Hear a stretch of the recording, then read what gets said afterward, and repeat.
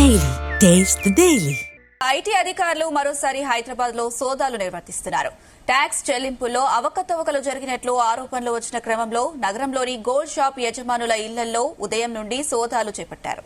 ఏకకాలంలో 15 ప్రాంతాల్లో 15 టీంలతో ఐటీ అధికారులు తనిఖీలు చేస్తున్నారు. సికింద్రాబాద్ లోని బంగారం వ్యాపారి జగదీష్ ఇంట్లో ఐటీ అధికారులు రైడ్ చేశారు. ట్యాక్స్ చెల్లింపుల్లో అవకతవకలు, లెక్కలకు మించిన ఆస్తులు, నగలు ఉన్నట్లుగా గుర్తించినట్లు సమాచారం. ఇక మరోవైపు వరంగల్లోనూ ఐటీ అధికారులు సోదాలు చేస్తున్నట్లు తెలుస్తుంది.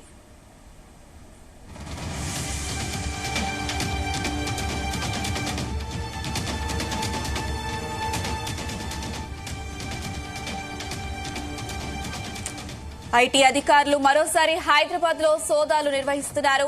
ట్యాక్స్ చెల్లింపుల్లో అవకతవకలు జరిగినట్లు ఆరోపణలు వచ్చిన క్రమంలో నగరంలోని గోల్డ్ షాప్ యజమానుల ఇళ్లలో ఉదయం నుండి సోదాలు చేపట్టారు. ఇదే అంశానికి సంబంధించి మరిన్ని అప్డేట్స్ మా క్రైమ్ బ్యూరో చీఫ్ రవితేజ అందిస్తారు. ఎస్ రవితేజ. హైదరాబాద్ లో మొత్తం 15 చోట్ల ఐటీ అధికారుల యొక్క సోదాలు కొనసాగుతున్నట్టుగా తెలుస్తోంది. ట్యాక్స్ చెల్లింపుల్లో అవకతవక జరుగుతున్నట్టు వీళ్ళు ఇటీవలే భారీగా బంగారం ధరలు పెరిగిన తర్వాత వీటి ట్యాక్స్ విషయంలో వీళ్ళు సక్రమంగా పే చేయట్లేదు, సకాలంలో ఈ పన్నులు పే చేయకపోవడం కారణంగానే హైదరాబాద్, సికింద్రాబాద్ రెండు ట్విన్ సిటీస్ లో ప్రధాన వ్యాపారులు ఎవరెవరు ఉన్నారు, ఎవరెవరు ఈ ట్యాక్స్ ని ఎగ్గొట్టేటువంటి ప్రయత్నాలు చేస్తా ఉన్నారు, వీరు రోజువారీగా లావాదేవీలు ఎంత జరుగుతా ఉంది, వీళ్ళు రికార్డ్స్ ప్రకారంగా ఎంత బంగారాన్ని కొనుగోలు చేస్తా ఉన్నారు, ఎన్ని విక్రయాలు చేస్తా ఉన్నారంటూ కూడా ఇవన్నీ టాలీ చేసుకున్న తర్వాతనే కోట్లాది రూపాయలుగా ఈ బంగారం వ్యాపారవేత్తలందరూ ట్యాక్స్ ని ఎగ్గొట్టేటువంటి ప్రయత్నాలు చేస్తా ఉన్నారంటూ కూడా ఐటీ అధికారులకు వచ్చినటువంటి పక్కా ఇన్ఫర్మేషన్ తో ఈ రోజు సికింద్రాబాద్ లో ఉన్నటువంటి బంగారం వ్యాపారి జగదీష్, అతనితో పాటు మరో 14 మంది ఇటు బేగం బజార్, సికింద్రాబాద్ లో ఉన్నటువంటి మొండ మార్కెట్ సమీపానికి ఆనుకొని ఉన్నటువంటి ఈ బజారు మొత్తంలో బంగారం వ్యాపారులు ఎక్కువగా ఉన్నారు. వారు మార్వాడీలు, గుజరాతీలు, పంజాబీలు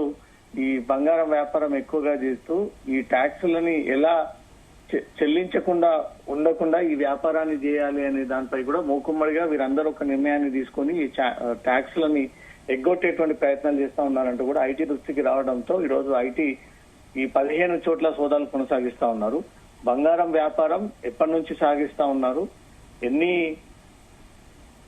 చెల్లింపులు మీరు ఇప్పటి వరకు జరిపారు, నెలసరిగా మీరు విక్రయించేటువంటి బంగారం ఎంత, దాంట్లో ట్యాక్స్ ని అఫీషియల్ గా తీసుకురాకుండా అన్అఫీషియల్ గా చేతి ద్వారా బిల్లులు రాసిచ్చి వీరు ఆన్లైన్ బిల్లింగ్ కాకుండా చేతి ద్వారానే ఎక్కువగా బిల్లులు రాసిచ్చి ఈ బంగారాన్ని విక్రయాలు జరుపుతున్నారు తప్ప దాన్ని ఐటీ పరిధిలోకి తీసుకురావట్లేదన్న ఒక ప్రధాన ఆరోపణలపైనే ఐటీ అధికారులు 15 చోట్ల బంగారం వ్యాపారానికి చెందినటువంటి యజమానుల ఇళ్లలో సోదాలు కొనసాగిస్తా ఉన్నారు.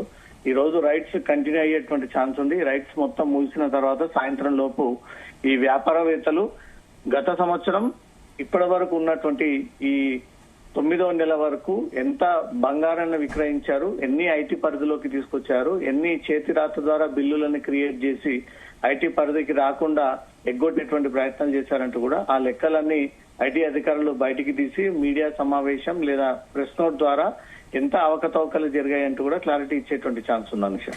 రవితేజ, అయితే మరోవైపు ఇటు హైదరాబాద్ తో పాటు వరంగల్ లో కూడా ఐటీ సోదాలు జరుగుతున్నట్టుగా తెలుస్తుంది. దానికి సంబంధించిన అప్డేట్స్ ఏంటి?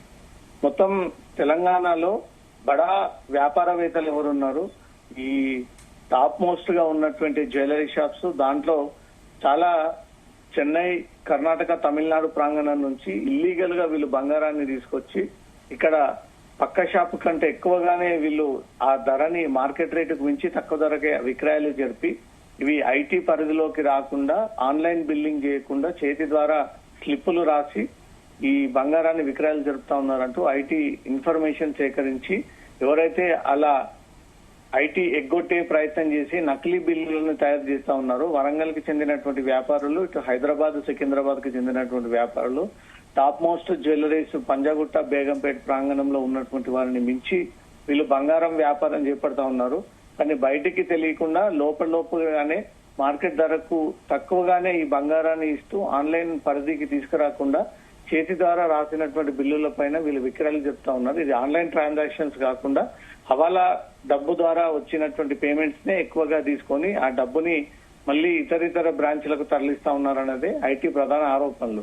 వరంగల్లో ఉన్నటువంటి బడా బంగార వ్యాపారులు హైదరాబాద్ సికింద్రాబాద్ ట్విన్ సిటీలో ఉన్నటువంటి బడా బంగార వ్యాపారులు ఇళ్లలో మొత్తం 15 చోట్ల ఐటీ సోదాలు తనిఖీలు కొనసాగుతా ఉన్నాయి. ఈ తనిఖీలలో భారీగా ఈ బంగారాన్ని నిల్వ చేసి ఉండడము, లెక్కలేనంత బంగారాన్ని వీళ్ళు స్టోరేజ్ చేసి పెట్టడము, ఇది ప్రతిదీ కేంద్ర రాష్ట్ర ప్రభుత్వాలకు ట్యాక్స్ పే చేసిన తర్వాతే ఆ బంగారం విక్రయాలు జరపాల్సి ఉంటుంది. ఇల్లీగల్ గా అసలు ఎలాంటి ట్యాక్స్ పే చేయకుండా వీళ్ళు అక్రమ మార్గాల ద్వారా ఈ బంగారాన్ని తీసుకొచ్చి ఈ జ్యువెలరీ షాప్స్ లలో పెట్టి ప్రజలకు 1,00,000 పైగా తులం అని చెప్పేసి జనాల్ని మోసగించి అది ఐటీ పరిధికి తీసుకురాకుండా మళ్ళీ చేతి రాత ద్వారా స్లిప్ రాసి డబ్బులు కాజేస్తా ఉన్నారు, డబ్బులు దండుకుంటా ఉన్నారు, ట్యాక్స్ పే చేయట్లేదంటే ఒక ఆరోపణలపైనే ఈ రైట్స్ కొనసాగుతా ఉన్నాయి Anusha. Right Ravi Teja, thank you.